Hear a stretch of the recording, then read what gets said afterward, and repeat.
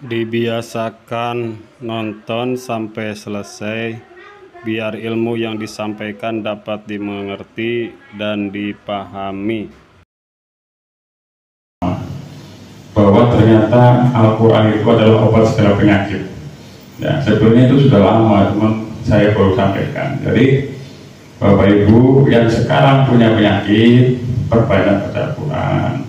Kalau belum bisa, belajar. Sholatlah karena dunia masih bisa menunggumu. Sholatlah karena ketika engkau sholat dan ajar menjemputmu bukan kayak indah. Ya apa ya? Pengen nggak meninggal pada saat sholat? Pengen nggak? Pengen. Kapan Pak? Jadi ibu, bapak yang keluarganya sakit, yang keluarganya sakit nih, datang ke musola. Kita tidak pernah tahu, datang ke masjid, kita tidak pernah tahu apakah penyakit itu menjadi penyebab kita meninggal atau tidak. Kalau penyakit itu menjadi penyebab kita meninggal, bukankah akan lebih indah kalau kita meninggal di dalam masjid dalam musola ketika sedang berjamaah atau sedang membaca Al-Quran? Betul nggak Pak? Betul nggak Bu? Iya. Bismillahirrahmanirrahim.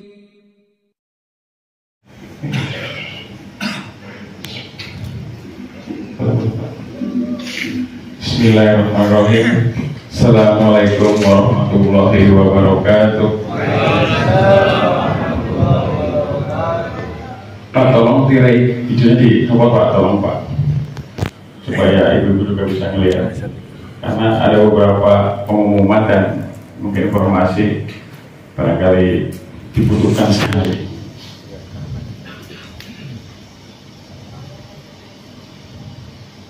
Adik-adik diam dulu ya, jangan berisik, jangan bersanda. Baik. Bismillahirrahmanirrahim. Alhamdulillah. Wassalatu wassalamu ala rasulillah. Asyhadu an la ilaha illallah wa asyhadu anna Muhammadar Rasulullah. Jamaah Nurul Islam yang mudah-mudahan pagi ini dirahmati oleh Allah. Beberapa hari lalu saya pernah share baik di grup jamaah Umahat maupun di grup Nurul Islam. Ada yang ingat apa aja jadwal 3 hari ini? Ada yang tahu? Oh, jangan-jangan gak dibaca ini. Masalah. Coba dilihat tuh, panjang banget tulisannya. Untuk ceramahnya aja lah gitu. Masalah riba. Nah, sebelumnya lagi. Nah, terus sebelumnya lagi. Yang paling baik di antara kita adalah yang paling bertakwa. Di situ dijelaskan ada dalilnya, itu surat Al-Hujurat ayat 13. Allah menciptakan manusia berbangsa-bangsa, bersuku-suku supaya saling mengenal. Dan yang paling baik di antara kita adalah yang Terbaik. yang paling bertakwa. Jadi begitu juga di Nurul Islam ini. Yang paling baik di antara jamaah Nurul Islam siapa? Yang paling bertakwa. Yang bertakwa itu secara umumnya itu adalah melaksanakan perintahnya dan menjauhi larangannya. Jadi kalau sudah tergabung dalam Nurul Islam ini, jangan dibedakan. Wah, orang baru ya, orang lama ya. Justru itulah yang harus kita rangkul, kita bimbing dan kita bina. Dan Masya Allah, kita ada 2 orang lagi kedatangan dari luar. Jangan didiskriminasi. Mungkin beliau kesini pengen ibadah, pengen bimbingan, pengen kita yang lebih baik. Tolong dibantu jamaah. Ibu pun juga ya Bu. Kalau ada dari luar komplek, baik blok C, blok B, apalagi dari kampung, bahkan dari Afrika pun tidak masalah, boleh. Kalau memang pengen sholat berjamaah di Nurul Islam, jangan diskriminasi. Kita punya hak yang sama, ya, punya kewajiban yang sama, yaitu sujud menyembah kepada Allah. Ya, jadi ketika ada orang baru datang, jangan didiemin, ditanya, Pak dari mana? Siapa namanya? Oh saya baru lihat. Saya melihat sudah ada beberapa yang begitu. Tapi ada juga yang nggak cuek, masa bodoh gitu. Lihat ada orang baru, atau memang juga dia juga nggak tahu yang baru yang mana, yang tua yang mana, yang muda yang mana. Tapi jamaah Islam aja bilangnya cuma kenal muka. Padahal kalau ditunjukin orang yang baru pertama kali datang, dia juga nggak tahu kalau itu orang baru gitu. Moga-moga ke depan itu silaturahmi kita berjalan baik, ya. Terus kekeluargaan kita berjalan baik, sama-sama saling mengingatkan dalam untuk kebaikan, dalam ketaatan, ketakwaan, ya. Jadi Bapak, Ibu, adik-adik semuanya, ayo ingatkan saudara-saudaranya yang dari Islam atau yang di rumah yang belum sholat berjamaah, ajak sholat berjamaah di Islam. Insya Allah kalau bangunan itu jadi, kita siap nampung 1.000 orang, Bu, Bapak. Jadi kalau dari RW 8 saja tidak cukup, kita buka untuk umum, dan memang rencananya mau untuk umum. Karena tujuan kita apa? Tujuan kita mana ketua yayasan? Bagus mana? Oh, coba. Apa tujuan kita? Makmur. Indonesia berjamaah, ya. Jadi semuanya harus berjamaah, gitu. Bapaknya berjamaah, anak laki-lakinya berjamaah, ibunya kalau berjamaah boleh, tapi dikawal sama bapaknya. Tapi bapaknya belum ada, Pak, gimana? Sabar. Mungkin kalau ibunya dulu datang, udah dengar, udah cerita, enak kok di sana, ngobrol enak, ngopi enak, makan enak, semuanya enak di sana. Ayo Pak berangkat. Alhamdulillah ada yang cuma sekeleset bilang, Bu, bapaknya mana? Di rumah Pak, ajaklah ke sini. Ada yang langsung datang. Karena juga begitu, bapak mana? Ada Pak di rumah. Ngapain? Tidur. Bangunin jalan musola. Alhamdulillah ada juga yang langsung datang. Tapi ada juga sudah berkali-kali belum datang. Ya walau alam, mungkin sholat jamaah itu sama Habib kali. Ya moga-moga begitu. Tetap sholat jamaah insya Allah, tapi di tempat lainnya kita tidak tahu, ya. Jadi Bapak Ibu semuanya, ayo kita berlomba-lomba untuk kebaikan. Kita tunjukkan ketakwaan kepada Allah. Jangan saling ya kalau belum kenal itu cuekin lah gitu. Harus saling merangkul. Yang sudah dirangkul juga saling berkasih sayang. Jangan yang sudah dirangkul malah dipukul. Ah, lo kesini cuma ngopi doang, ya jangan. Biarin. Kesini cuma ngopi doang juga nggak apa-apa, lama-lama dapat hidayah. Lama-lama dapat diberi petunjuk sama Allah. Alhamdulillah banyak yang awalnya juga kesini cuma sekedar pengen lihat kayak apa sih, ternyata setelah dirangkul, tidak ngobrol betah. Moga-moga Bapak juga betah ya Pak ya. Masya Allah. Moga-moga beliau juga betah. Saya berharap begitu. Nanti ajak Pak teman-teman nongkrongnya Pak, ajak ke musola gitu. Ya. Yang kedua, saya kemarin mendengarkan sebuah ceramah bahwa ternyata Al-Quran itu adalah obat segala penyakit.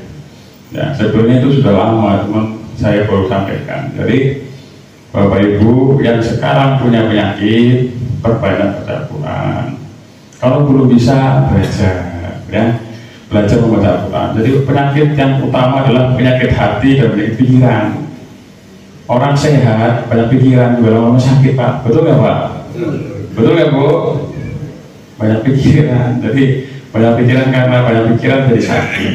Makanya tenangkan hatimu, tenangkan pikiranmu dengan baca Al-Quran. Yang belum bisa yuk belajar. Kita siapkan hari Kamis baca Isya dan hari Minggu pada maghrib nanti sore. Ibu ajak Bu bapaknya yang belum bisa baca Quran, yang tahu bapaknya sudah bisa kan pasti ibu. Karena kita juga melihat kan ini kayaknya soleh banget nih, jengutnya panjang, sudah jadi terlalu kayak bacanya bagus misalkan, atau pakai sorban dan macam. Ternyata begitu dites, ya nggak bisa baca juga. Jadi yang paling tahu bisa baca atau itu adalah diri sendiri dan orang yang paling dekat di sampingnya, baik istri maupun suami. Makanya ayo Bu motivasi suaminya, motivasi anak remajanya. Nah, karena menjadi penyakit, jadi kita sebaiknya tidak pernah meninggalkan membaca Quran barang hanya satu hari pun. Sehari biarpun cuma selembar lembar baca Al-Quran kalau belum bisa belajar. Dan sholat juga ditertibkan, sholat tepat waktu. Jadi kemarin saya juga ada artikel menyampaikan begini, sholatlah karena dunia masih bisa menunggumu. Sholatlah karena ketika engkau sholat dan ajar menjemputmu bukan itu indah. Ya Pak ya, pengen nggak meninggal pada saat sholat? Pengen kan? Pengen. Kapan Pak? Jadi ibu, bapak yang keluarganya sakit, yang keluarganya sakit nih, datang ke musola. Kita tidak pernah tahu, datang ke masjid, kita tidak pernah tahu apakah penyakit itu menjadi penyebab kita meninggal atau tidak. Kalau ternyata penyakit itu menjadi penyebab kita meninggal, bukankah akan lebih indah kalau kita meninggal di dalam masjid, dalam musola ketika sedang berjamaah atau sedang membaca Al-Quran? Betul nggak Pak? Betul nggak Bu? Iya. Tapi kalau ternyata di rumah, coba perhatikan berapa banyak orang yang sakit di rumah justru malah nggak sembuh-sembuh. Kita punya jemaah yang luar biasa di mana ini? Kayak sepuh, mana kayak sepuh? Wah, sudah diregistrasi Pak sebagai anggota baru. Orang stroke di RW 8 ternyata sembuh, sekarang lari-lari luar biasa. Jadi karena beliau istiqomah salat berjamaah, baca Quran istiqomah, penyakit cuma sebentar. Stroke cuma berapa Pak sebulan ya Mbak? Berapa bulan nggak kelihatan tangannya, pokoknya itulah itu. Jadi yang sakit itu justru jangan malas, harus semangat Pak. Tapi nggak bisa berdiri, kita sedang kursinya, nggak bisa dudukan sambil berbaring, karena ketika kita berbuat kebaikan, insya Allah akan melihat itu, dari itu bukti bersyukur. Jadi syukur itu kan segera dikasih kesehatan, alhamdulillah saya sehat, dikasih duit, alhamdulillah saya dikasih duit, berduit enggak. Tapi rezekimu, kesehatanmu, apapun yang Allah berikan kepadamu digunakan untuk mendekatkan diri kepada Allah, maka Allah akan tambah. Lain sakartum lazidanakum walain kafartum inna azabi. Jadi kalau bersyukur itu Allah tambah nikmat. Jadi kalau udah sakit itu misalkan terbaring terus bisa duduk, berangkat ke musola. Kira-kira susah, hubungi kita, nanti kita siapkan tim penjemputnya, kursi rodanya kalau kita siapkan. Yang penting sudah berjamaah. Dan memang banyak contohnya sudah, orang yang sakit kemudian sholat ditulis, alhamdulillah apa? Sehat. Boleh dicek itu kelompok ibu-ibu, tadi bapak-bapak juga sama. Yang rezekinya lancar juga ada. Ya. Terus berikutnya untuk tim pengurus, nanti pada saat makan-makan, tolong saya minta tolong supaya apa? Muter. Nanti yang makan minum pakai tangan kiri ditegur. Minggu ini tegur, minggu depan tegur, minggu depan kita tegur. Nanti kalau awal bulan masih pakai tangan kiri, mohon maaf, kita potong rewardnya. Oke nggak? Potong rewardnya, potong nasinya. Nasinya aja setengah ya, setengahnya bawa pulang gitu. Jadi ibu juga tolong ya Bu, diperhatikan anaknya, terutama ada yang latah nggak Bu di sana Bu? Yang latah. Yang kalau dicolek itu ayam gitu misalkan, dicolek kaget. Yang latah juga banyak istighfar. Khawatirnya nanti pas latah itu yang keluar itu organ-organ vital gitu kan, bahaya sekali ya. Organ vital apa Pak? Organ vital. Nah kan ini mindsetnya sudah terkungkung Pak. Bahkan organ vital itu kan bisa mata, lidah, ya kan, hidung. Itu vital Pak. Coba kita nggak punya mata. Jadi jangan terkungkung pada organ vital itu ya, cuma itu doang. Buka mindsetnya. Kalau nggak ngopi pagi-pagi saya pusing gitu. Buka mindsetnya. Nggak cuma ngopi gitu, nyusu juga bisa. Gitu. Ya. Jadi ini pesan dari saya. Moga-moga kita semua tetap istiqomah di jalan Allah. Ya. Karena yang paling berat adalah istiqomahnya. Karena di dalam istiqomah itu ada apa? Dalam istiqomah ada apa? Ada perjuangan yang berat dan pengorbanan yang besar. Ya, jadi perjuangan ini istiqomah itu berjuang berat. Kalau pelaku maksiat tadi bisa istiqomah, masa kita kalau ketaatan tidak bisa istiqomah?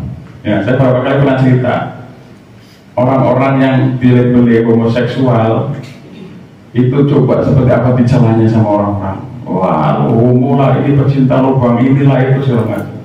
Tapi yang terjadi mereka istiqomah menjadi seorang homo. Kenapa? Karena bergaulnya dengan orang-orang homo. Nah, udah deh homo, udah dipikirin, yang penting kita enjoy, gitu ya. Iya.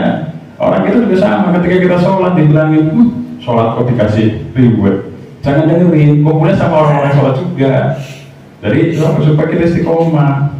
Mereka lupa bahwa di pesisir selatan Pulau Jawa itu banyak pemurtadan.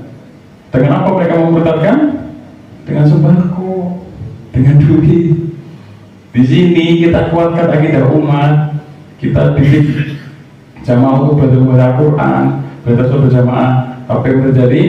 Wah, benar itu suatu dikasih ribet. Niatkan sholatnya karena Allah, ribetnya adalah rezeki takdir. Bukan dari Allah. Siapa tahu selama ini bawa berdoa, ya Allah, tolong ya Allah. Itu juga sama, ya Allah, tolong ya Allah. Sampai sekali demi lapangan demi ini, tiba-tiba ada Nurul Islam. Wah, Nurul Islam aja ini mungkin jalan rezekinya. Bisa jadi. Tapi kalau kemudian tidak datang, pasti hanya cuma protes. Ya Allah, kenapa saya berdoa kesempitan supaya di lapangan tidak diberikan ke lapangan? Lu udah dengar informasi Nurul Islam belum? Udah ya Allah, kenapa nggak kesana? Gengsi. Malu ya. Emang yang ngomongin malu ngomongin gengsi ngasih makan. Dengan kesini sholat berjamaah. Apapun niat Bapak Ibu, saya tidak pernah pikirkan itu. Yang penting Bapak Ibu mau sholat, nanti Allah urusannya. Yang akan melembutkan hati Bapak Ibu, yang akan memberikan hidayah kepada Bapak Ibu. Niat saya adalah saya mau bantu. Karena salah satu rumus rahasia bisa kaya apa? Terakhirnya menolong sesama. Allah senantiasa menolong hambanya selama ia senantiasa menolong hambanya. Makanya doain biar saya kayaknya awet.